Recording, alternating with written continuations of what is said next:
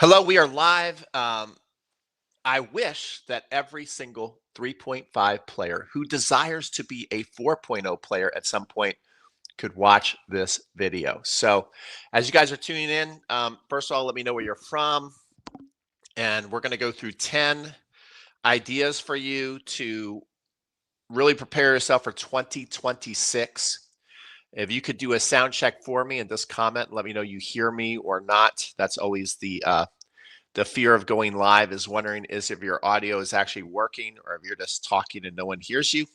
But welcome on in. So these are the top 10 improvement ideas for 3.5 players who want to become a 4.0 by 2026. Not wordy at all. All ears. Thank you very much. Thank you very much for that. Okay. So the number one, and you know what? After this video, because this is a pretty good list, I'll put it in the description of this live stream after the video is over so you can read the top 10 because they're pretty good. Number one is master your first 4 shots. Okay, so the number one thing that you want to do to become a 4.0 in 2026 is master your first 4 shots. Focus 80% of your practice on your serve, your return, and the next 2 balls. Okay, and if you think about that, just 4 balls there, guys. That's an 8-ball rally. Think about how many of your doubles points right now or your singles points are going 8 shots or more. Not many. Doesn't happen recreational tennis. Doesn't happen on the tour that much. Okay. So if you focus 80% of your practice on your serve, your return, which people don't practice the return enough, and the next 2 balls, then you're going to be ready to move up to that 4.0 level. I am somebody who says, listen, if you like 3.0 and 3.5 tennis, don't drive yourself mad by getting rid of the waiter tray serve. I've said that at a lot of my camps. If you've watched my videos, you know I say that. Okay. But if you're going to go up to a 4.0 level, especially if you are a guy, okay, it is a little different for guys. Look at the 4.0, 4.5 players at your club. They now start to look like a pro tennis player. Not saying they serve like a pro, but they've got those elements in there where 3.0 and 3.5 players look very amateurish with their serve technique. So if you want to move up to that 4.0 level, you're going to have to put in the hard yards and start to develop some proper technique. Remember, you can always go to 7dayservechallenge.com for free. Just saying. Okay, now, number 2, again with the serve, is you have to develop a reliable second serve at 4.0. Again, one that you just can't tap into the court. You just cannot tap your serve into the court at 4.0. You can at 3.5. You can at 3.0, especially at 3.5. You just have like a medium pace serve. You're going to be fine. That's your second serve. But when it comes to 4.0, if you want to get to that 4.0 level, now you have to develop a spin serve. And the scary thing about a spin serve is that spin craves acceleration. So once you take on the task to change your grip to a continental grip and to develop spin, you have to learn to let go of that arm, to have no tension in your shoulder and let it fly, because that actually becomes safer. If you look at Alexander Zverev, different players in their career when they've gone through at the pros, sometimes we've seen the pros, Coco Gauff most recently, they get nervous, they start to slow down their arm. That's when the ball goes long. That's when their head crashes and the ball goes in the net. So if you want to develop a dependable second serve, you have to really develop, first of all, really excellent technique. And then you've got to trust the technique. You cannot slow down your arm, which if you are somebody who's had a frying pan grip, you actually, the beauty of it, you actually do get rewarded by just slowing down and tapping it in. That will be rewarded. Being a little tight in your shoulder is also rewarded because it helps control it. Not when you're going to develop more of a professional style serve. So if you want to get to that 4.0 level, you got to develop a more dependable second serve. 4.0s don't hope the second serve goes in. They trust the pattern of their serve. So remember that. Number 3, develop a simple match plan. Okay. Start to work on different plays that you think that you're good at. in whether you're a doubles player or a singles player. It's just not about hitting balls. Once you get to that 4-0, 4-5 level, a lot of your opponents start to think 1, 2, sometimes even 3 shots ahead. Sometimes they're even thinking about how they're pacing out a match, okay? How they want to start, how they kind of play in the middle of the set, how they finish. They start to do that more as you get to the 4-0 and 4-5 level. They're just a little more crafty. They start to look at your strengths and your weaknesses and craft a game plan around it. So if you're going to go out there and play with people who've been around the block a little more than you, won more matches than you, are rated higher than you, it only makes sense that you've got to start to develop these skills as well. Start to really figure out your opponents. And if you are a doubles player, you also have to develop that skill of how to communicate effectively with your partner what you're noticing so you can develop a game plan with him or her, which a lot of club players, even at the 4-0 level, are not very good at. But if you get good at it, it's going to help you move up a level for sure. Number 4, this is key. Build a repeatable forehand weapon. Each level you move up, you have to develop a little more weaponry in your arsenal. And as we get up to the 4-0 and 4-5 level, people are not only more consistent, but they can also ramp up their power. Okay. Now, you want to hit 50 forehands a day, focus on your contact, your height, your recovery, learning how to add spin. If you're somebody, which I see a lot of 3-5, 3-0 players get away with kind of guiding their stroke and they even open up their palm. If that happens as you start accelerating, the ball is going to fly. So I really recommend once you get to the 4-0 level, and that's why you want to start working at the 3-0 and 3-5 level, is that you have to start to master spins. Top spin and underspin. Do not forget to work on underspin at the club level. It's going to help you with drop shots. It's going to help you lob over your opponent. It's going to help you chip and charge in the midcourt, which can be super effective. And then if you have a topspin forehand that you can also work from the baseline to be consistent, hit high and heavy, and also occasionally come up and clobber a short ball or hit a passing shot with pace by your opponent. Very important, okay? Number 5, please work on this. Please work on this. Clean up your footwork. One of the most inspirational things that I like to watch online as a tennis coach is I love to watch the best players in the world drill. And I love to watch their footwork workouts. And they all do it. Anybody who's posting their videos, you're going to run into them working on their footwork. You're just going to see it. And the reason why that is because it's a non-negotiable at the highest level. They understand that everybody has amazing footwork.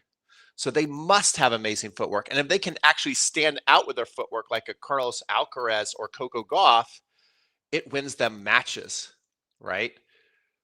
If you look at club tennis, you have a golden opportunity. Footwork technique does not equal speed. Don't let that kind of like deter you thinking, well, it's too late for me to work on footwork because I'm no longer fast. I used to be fast, so maybe that would have been a good idea when I was younger, but now I'm older. So why would I work on my footwork when I'm so slow compared to how I used to be? That's not it. Learning how to have good footwork will actually help you more as you age because you learn how to be more efficient. If you also just get the idea of rhythmic moving, you play less tense, less nervous. One of the things that kills us as we get older is our reaction time. If you're standing flat-footed before your opponent's hit, guess how good your reaction time is? Not good. So work on your footwork. Okay.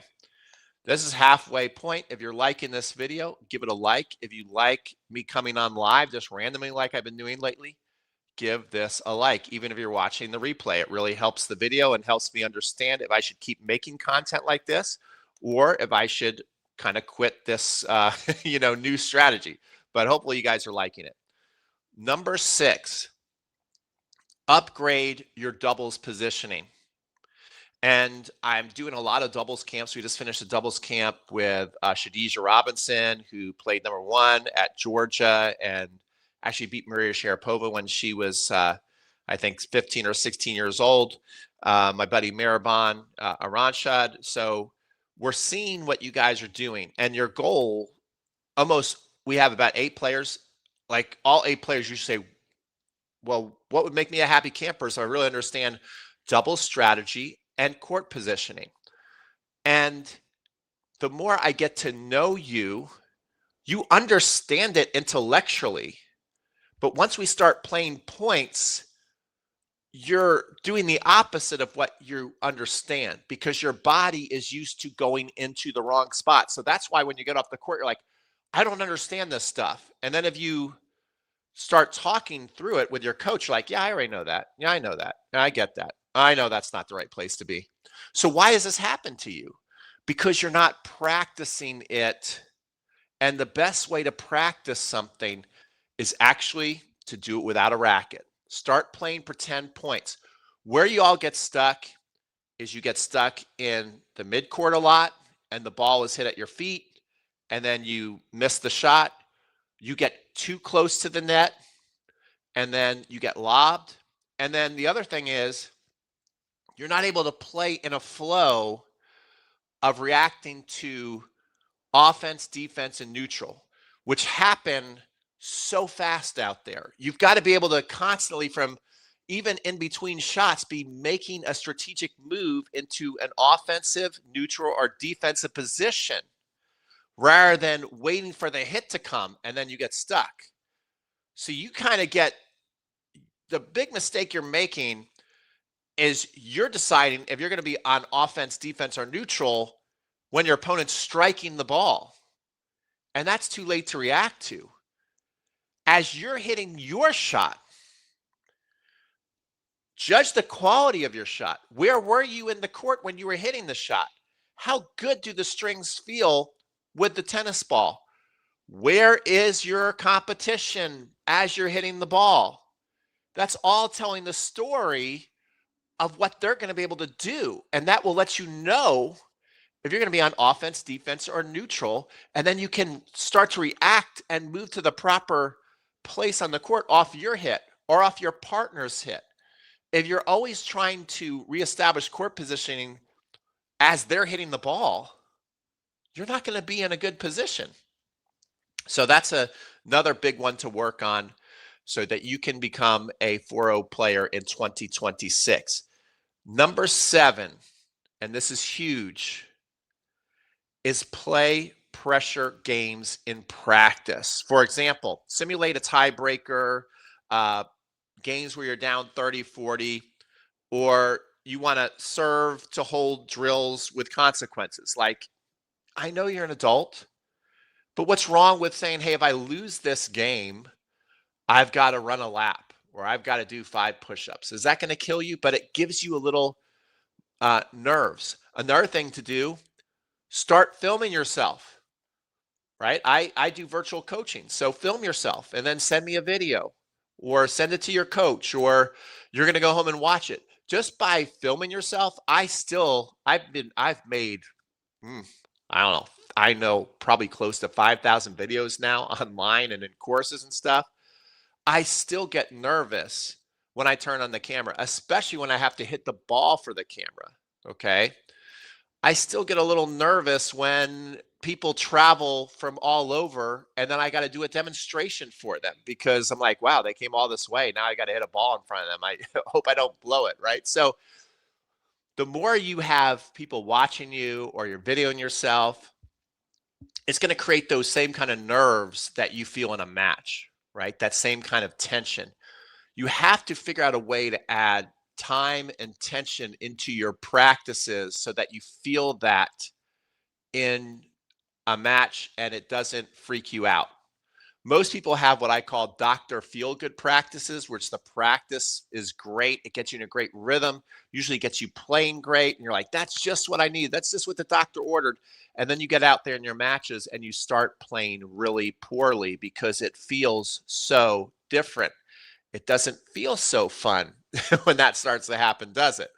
So make sure that you add pressure to your practices. Okay. Um, Number 8 is build mental toughness habits.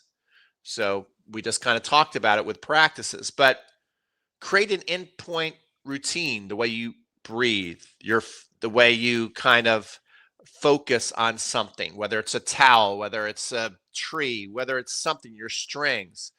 Develop that and then also have a plan for your next point. Okay. That's a great little routine you can go through. Another thing that I really like that I heard a guy who is actually number one in Texas in 50 and over is he said this coach taught him how to be at neutral before every point. This is great. Listen to this. So what he'd say is basically after a point, you're going to be in a couple different situations. You're going to be either positive because you just won the points. You're kind of like, that felt good. You might be high positive because maybe you hit an amazing shot or was a huge point and you won it. So that's going to get you sky high. Or you're going to be negative. Like you made an unforced error. Wasn't the worst unforced error, but you're kind of like, oh, I'm not too happy about that. Or you hit a really bad mistake. So we're like, I don't even know why I play tennis anymore. How could I not make that shot? Or it was a huge point, and now you're starting to fear that you might lose the set or lose the match or get broken. So what your job is before the next point starts is to always bring that emotion back to neutral. That's a great tip. So that's what it means to work on your mental toughness happen. Why it matters is 4-0s, they do a better job of staying neutral, staying calm than a 3.5 who might spiral out of control. Okay. Number 9, we already talked about this. Record and review. Film one set per month, at least minimum. Identify your current patterns, what you're doing on short balls, what you're doing on your returns, why do you miss a return? This is important so that you have objectives and it's just not guesswork. And you start to, here's another challenge. Start to film yourself, and then especially if you play doubles, analyze yourself from the midcourt to the net. Who was the best player on the court that day? Was it you? Was it your partner? Was it one of your opponents? And then make it a goal for 2026. Like, I'm going to be the best player midcourt in, meaning that I return second serves better than other players. I hit better approach shots. I hit better first volleys, and I put the ball away. If you're able to do those things, even if you don't have the greatest serve, I promise you, even if you don't get to 4-0, you are dominating 3-5. You are just going to be dominating 3-5, which means you'll probably move up to a 4-0, right? Okay. Number 10 is set a 12-month improvement kind of challenge board. I make a lot of challenges: forehand challenge, serve challenge, backhand challenge. I have a mental toughness challenge, doubles challenge, right? So kind of like build out your year and say, I'm going to work on it. Sometimes you can repeat different things. You're like, I just need to challenge myself in these 3 areas. You don't always have to be doing a different thing all the time. But if you're just like, you have a 12-month plan on what you think you need to work on. One of my favorite instructors, he's here in TennisCon 9, which I'm going to talk about here in a second, Jorge Capistani. He talks about really knowing what is deployable in your game and what is still not. You're still just working on it. It's new. And the more you understand that about yourself and go, okay, these shots win me points. These shots I've been working on, and they're starting to kind of work in a match. This is what I'm working on, but every time I try it, it's a disaster. Well, then maybe tuck it away in the suitcase for a little bit and keep working on it behind the scenes. Maybe even want to forget about it for a little while if it's not necessarily something you need to win points. Okay. And then work on the stuff that is deployable. So there you go, guys. Hopefully you enjoyed this video. And speaking of challenges, TennisCon 9 this year is hitting different. Normally we have 40 different instructors giving you secrets that you're not going to find anywhere else on the internet. This year we've turned it into a 9-day challenge. So you can bulletproof your game in just 9 days. Join the dream team of coaches. You can go there right now. You can be one of the first to sign up, and you can kind of test my website and everything to see if it works. I think it's almost perfect, but you can let me know. And actually, you can score points today, okay? Because we put our first video up that scores points just last night. And so what TennisCon 9 is going to be is a challenge this year. And so as you watch these amazing instructors, Ryan Reedy from 2 Minute Tennis, Brady Height, he's the first lesson up there, by the way. He gives a great serve lesson. Kevin Garlington's giving a forehand lesson. Then you got Florian Meyer and Greg Lesueur.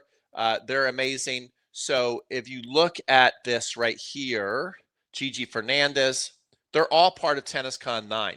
And as you watch the videos, I put Easter eggs in the video. You have to be a member, though. You have to be a lifetime member. You can watch it for free, or you can be a lifetime member. We start October 27th. And when you're a lifetime member, my software tracks the members. It's a member software. That's why you have to upgrade. And it tracks that you are clicking the little icon that I give you to score a point, and then you click and you score the point. And we're going to have so many winners this year. We're going to have 8 first place winners that are going to come train with me and Maribana Ranchad for 2 days for free. How cool is that? That's first place, but 8 people win first place. Second place is a Pongbot ball machine. It's so cool. This ball machine can feed 80 miles an hour. It has sensors on it to where it tracks certain different ways of feeding you balls when you get to different areas on the court. You can do so many different things with it. It's about a $2,000 value. Then you have the third place is going to win a fast track ball machine. Plus, we're going to be giving out daily prizes. And so this is everything that we're going through. Day 1 is going to be serve weapons. Day 2 is the triple threat forehand challenge. Day 3 is the backhand mastery challenge. Day 4 is the money zone challenge. Day 5 is the midcourt control challenge. Day 6 is the Da Vinci doubles challenge. Day 7 is the singles IQ challenge. Day 9 is the pro training secrets. And day 10 is we're doing some tech, or day 9, we're doing some tech. So you can go to tenniscon9.com right now, sign up for free. And there you go, guys. Hopefully you enjoyed watching this video, and definitely sign up for TennisCon 9. Like I said, try it out. If anything doesn't work right now, which I do believe it works, but you know, it's not battle tested. I've tested it. It works for me. But if you have trouble logging in, if something's not there, if something confuses you, just send me an email to crunchtimecoaching@gmail.com, and I'll make sure that I fix it for you. But I think it all works pretty good. And yeah, that's it, guys. So hopefully you enjoyed this live stream. Give it a like on your way out, and we'll see you guys on the next video.